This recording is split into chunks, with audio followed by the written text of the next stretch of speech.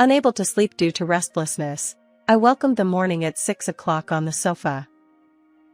When I checked my smartphone, there was a message from Charles. It seems our grandchild has been safely born. Robert, wake up! Maria did her best. Let's go to the hospital. I shook my sleeping husband next to me and hurriedly started getting ready. Maria! Charles! When we arrived at the hospital, there was one more person besides the two of them, a tiny life. Do you have a name? Have you decided? Charles replied. No. We didn't even know the gender, so we would decide after the birth. By the way, it's a girl. I see. I hope she gets a good name. Our granddaughter slept in Maria's arms on the hospital bed. Looking at her, I remembered Maria's appearance from years ago. Maria said, Mom, want to hold her? Is it okay? Then let me hold her.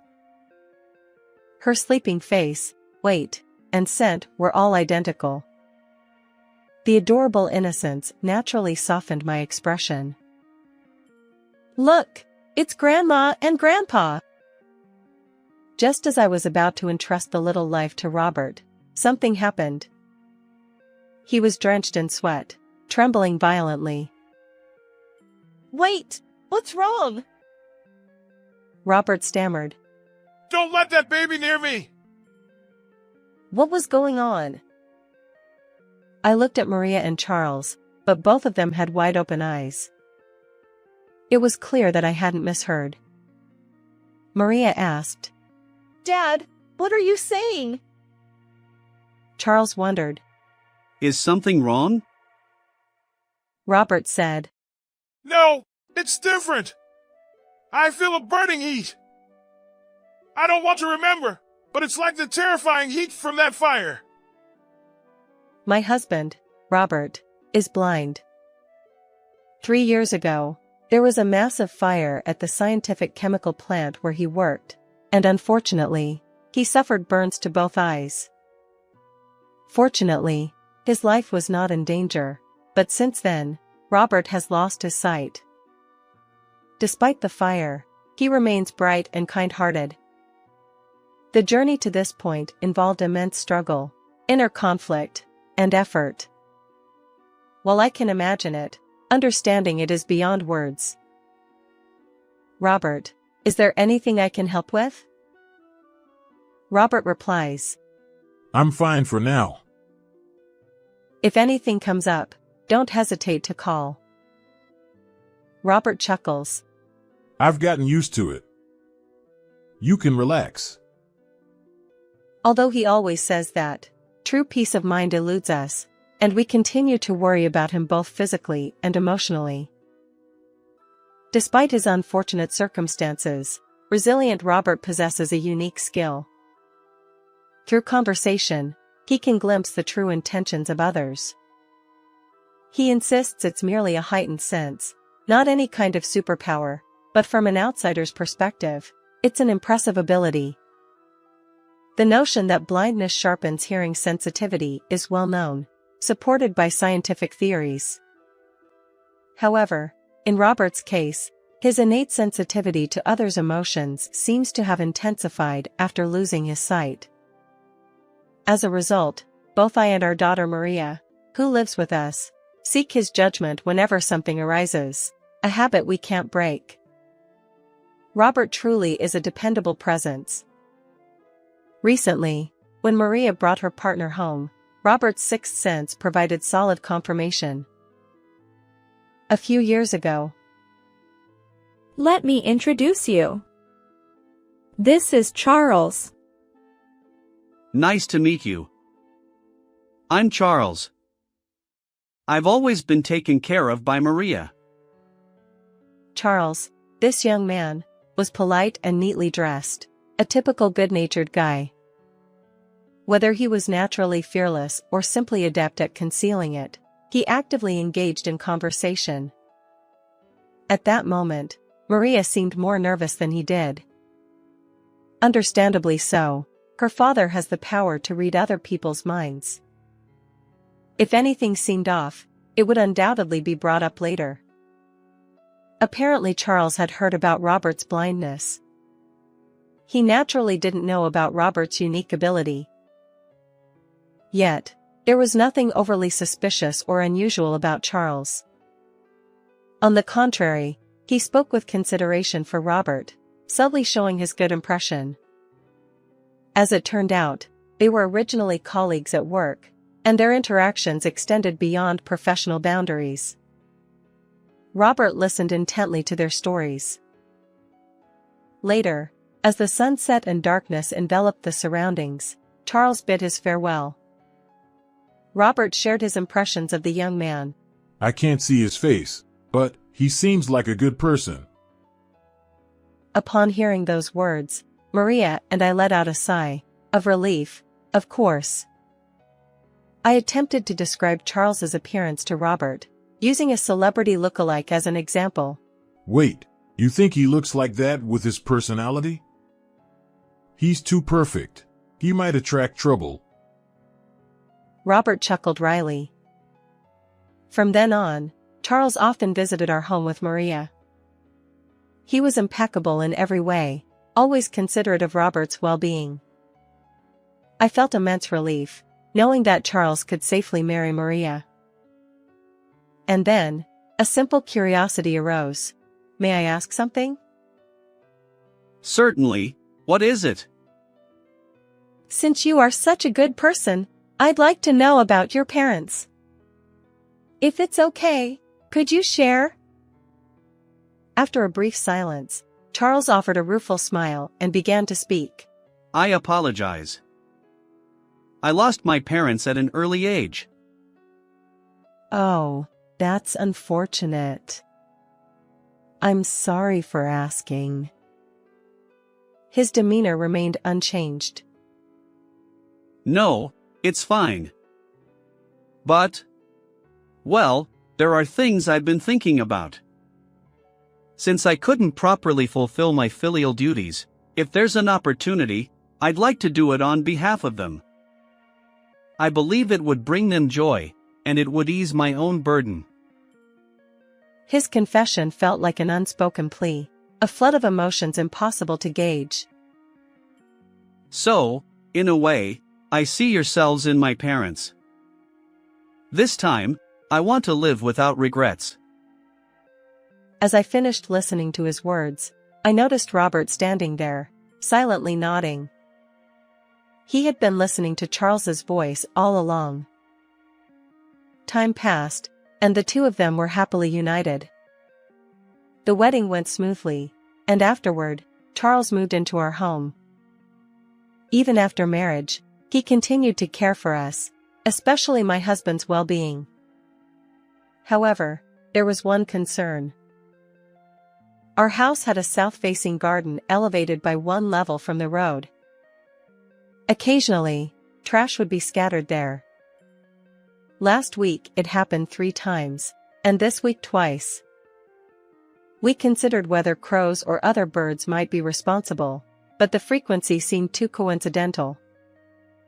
Still, even if someone intentionally did it, the harm wasn't significant enough to make a fuss, so I kept it to myself. The season transitioned from early summer. Maria and Charles shared the joyful news of her pregnancy. Truly a cause for celebration. On the other hand, while accommodating Charles alone was manageable, the prospect of another addition made us consider moving. Given my husband's visual impairment, a barrier-free property seemed like a good idea. One night, as we discussed these matters, a rustling sound interrupted us. Who's there? Robert asked. It wasn't a gentle sound like the wind, it was rough, as if something had passed by. An uneasy feeling settled in. I couldn't rely on my husband at times like this. I mustered courage, grabbed the curtain, and pulled it open. Oh my! Hey, what's wrong? Robert inquired, and in the darkness, we saw a crow's lifeless body amid the lush greenery. That moment, I became certain the litter in our garden wasn't from birds but from a person with clear ill intent. After contacting the local government to handle the remains, I explained the situation and our suspicions to the three of them. Why didn't you say anything earlier? Robert asked. Until now, it truly seemed like wind-blown trash. The garbage bins aren't far, and I assumed it was bird-related. I replied. Maria suggested calmly, considering our options.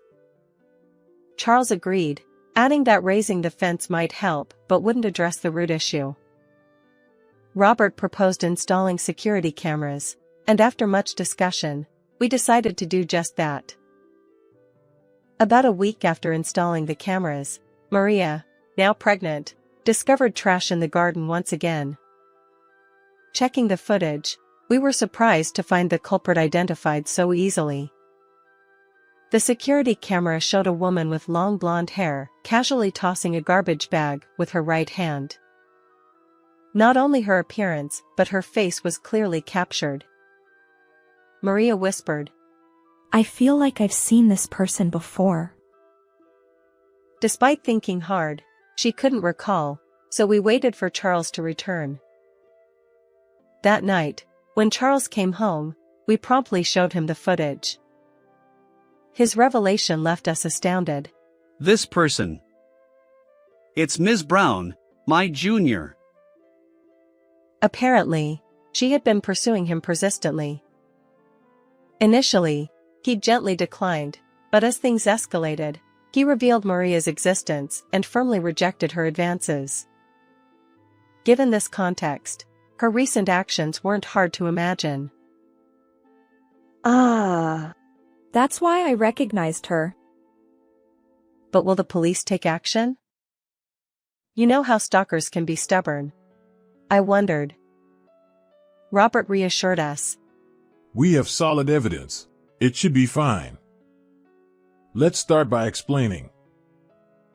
The police took the situation seriously, contrary to my expectations. Thanks to their intervention, the woman named Brown received a stern warning from the police. She was also required to sign an agreement at her workplace, promising not to approach Maria and Charles. Ultimately, she was transferred to another state. It appears that her motive for such actions was indeed harassment. However, there was one unexpected twist. Her ill intent was directed not at Charles but at Maria, the woman who took Charles away from her. It was a case of misdirected anger, to say the least. Nevertheless, our home returned to peace once again. Time flew by. Maria's belly grew larger, and she was admitted to the hospital for childbirth. As I prepared for her hospitalization, gathered postpartum necessities, and ran around attending to various tasks, memories from the past resurfaced. When I gave birth to Maria, it was a difficult labor, and I went through quite an ordeal. Although it happened over 20 years ago, every detail remained vivid in my memory. Now, being in the position of an observer, I felt deep emotions. Maria went into labor one night. Consequently, Robert and I stayed home while Charles accompanied her. I'm looking forward to it, Robert said. His words seemed to blend genuine anticipation with a touch of sadness. Understandably so, he wouldn't be able to see his first grandchild's face. As I pondered how to respond, Robert seemed to read my thoughts and quietly continued. Throughout my life, I've never deeply regretted losing my sight, but this time, it stings a little. I wish I could have seen my grandchild's face. In your place. I'll see it plenty. Didn't I promise to be your eyes, Robert? Even if I say that, it won't change anything, and you are having trouble answering. Clearly, He saw through even the smallest details. With this strange ability, I still can't see my grandchild's face. Hey, would you join me for a drink? Certainly. Of course. My abilities are limited, but if sharing a drink can ease his burden, I'll extend my hand. Restless and unable to sleep, I welcomed the morning at 6 o'clock on the sofa. When I checked my smartphone, there was a message from Charles. It seemed our grandchild had been born safely. Robert, wake up! Maria did her best. Let's go to the hospital. I shook my sleeping husband next to me and hurriedly started getting ready. It was a weekday morning, and the hospital seemed quieter than usual. The sparse foot traffic included patients in pajamas heading toward the shop. Amidst this scene, I noticed a shadow that emitted an indescribable sense of suspicion. The figure didn't appear overly suspicious, yet its inability to blend in with the surroundings felt peculiar. Robert seemed to sense something too. Something feels different. Is someone there? When I mentioned the shadow, Robert muttered, Don't approach recklessly. And tapped the floor with his white cane. I took his hand, casting a sidelong glance at the mysterious person. Maria! Charles! When we arrived in the hospital room, there were two others, a tiny life. Good morning, both of you. How are you feeling? Good morning. Nothing's wrong. The baby is doing well. I see. That was good. After that, Robert frowned. So I helped him sit down. I asked if he was feeling unwell, but apparently, he wasn't. For now, we decided to share our joy. Have you decided on a name? Charles replied. Not yet. We didn't even know the gender, so we would decide after the birth. By the way, it's a girl. I see. I hope she gets a good name. Our granddaughter slept in Maria's arms on the bed. Seeing her, I remembered Maria as a baby. Maria said, Mom, want to hold her? Is it okay? Then let me hold her. Her sleeping face, weight, and scent were all identical. The innocent, adorable sight softened my expression. Look, it's Grandma and Grandpa. As we were about to entrust the little one to Robert, something unexpected happened. He was drenched in sweat, trembling violently. Wait, what's wrong? Robert stammered. Don't let that baby near me! I looked at Maria and Charles. They were equally shocked. It was clear that this wasn't a misunderstanding. Wait, what are you saying? Charles wondered. Is something wrong? No, it's different. I feel a burning heat. I don't want to remember, but it's like the terrifying heat from that fire. Could it be that he sensed something from this baby? I left our granddaughter with Maria and stood by Robert. His trembling subsided, but he still breathed heavily, shoulders rising and falling. Are you okay?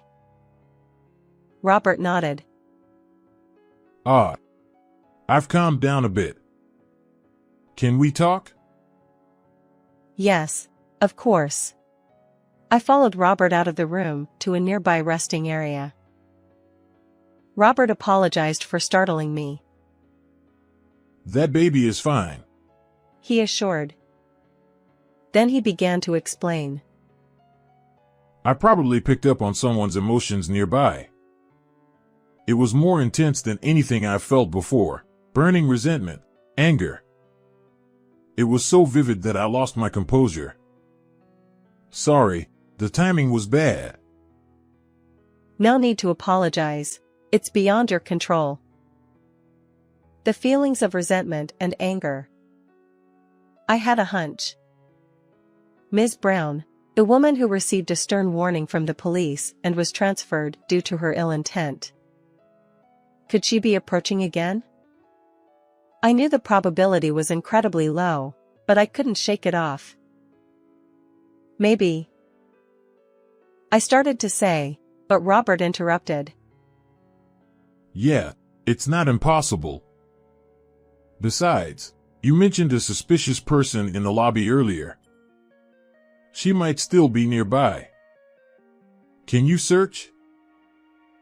Understood. I enlisted Charles for the search. Walking around with my husband and Maria wasn't practical. But I didn't want to search alone. So, I asked Charles to accompany me, because he knew Ms. Brown's face well. However, despite thoroughly searching most of the areas accessible to the public, we failed to locate her. We returned to the hospital room, hoping it was just an unfounded concern. Charles reassured us that the hospital was safer, with more people around, and he would stay with Maria. You both should go home and rest, he said. That makes sense. Well then, take care of Maria, I replied. Understood. Oh, and if anything happens, please call, Charles added. Robert and I suppressed our anxiety and headed home. Although I didn't tell Robert, I wished I could have seen our granddaughter's face more clearly. I wondered whether she'd resemble Maria or Charles. What name would they choose for her? Tonight, once again, I'd likely have a restless night. Several hours later, in the evening, Robert uttered unsettling words once more. It's happening again. I feel it, a burning heat. What is this? Apparently, it wasn't a typical hospital-related illness. So, perhaps his mysterious ability was picking up even stronger emotions. The issue lay in those stronger emotions. Currently, there was only one possibility, and it was dangerously concerning. I pondered my next steps carefully. While part of me wanted to call the police immediately, I lacked concrete evidence. Personally verifying the situation could be futile or even life-threatening. Suddenly, I remembered the security cameras. Right. Checking those might provide some evidence. Excitedly, I reviewed the footage, but unfortunately, nothing appeared. Just as I felt stuck, a single ray of light seemed to descend from above. My smartphone vibrated, a message from Charles. Are you okay? Reluctantly, I decided to seek his help.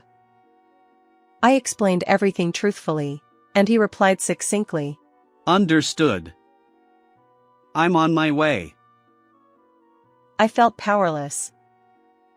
It was frustrating to be unable to act during such critical moments, even though I knew I wasn't at fault. After about 30 minutes, Charles returned. According to Robert, the sensation of heat was gradually intensifying. If we took his words at face value, it meant that a malevolent force was closing in. We promptly began searching the area around the house with Charles, and I grabbed a mop for self-defense. The sun had fully set, and while not pitch black, it was quite dim, a perfect backdrop for fear. Suddenly, a noise, both Charles and I heard it. It came from the back of the house, unmistakably accompanied by a human presence. I'll check the back. Please contact the police just in case, Charles said. I followed his advice, returned inside, and reported to the police. Suspect apprehended. Repeat, suspect apprehended. The police confirmed. Unbelievable. Someone had indeed been lurking.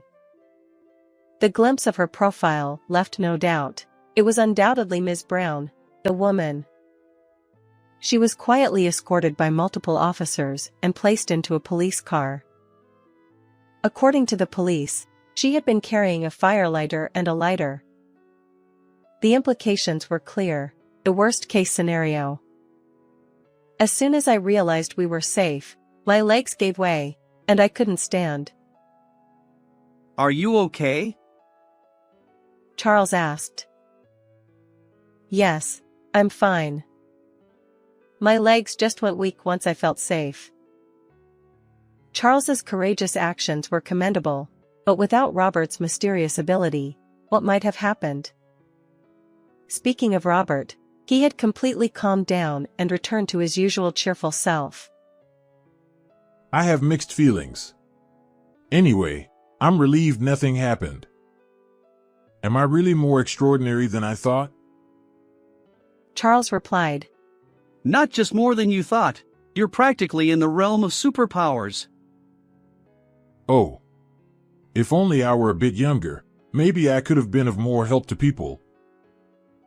Later, we learned that on that day, Ms. Brown had indeed infiltrated the hospital where Maria was admitted, intending harm.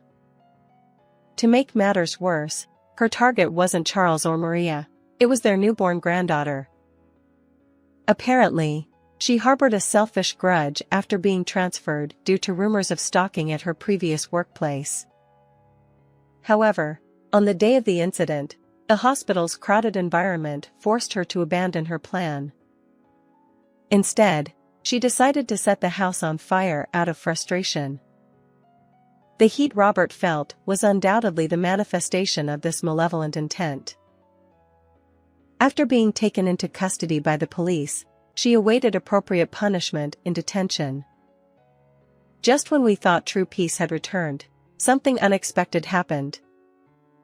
Ms. Brown's parents arrived, introducing themselves. We deeply apologize for the inconvenience our daughter caused. Her father said. Once she's released, we'll take her back home and keep a close watch. Her mother added.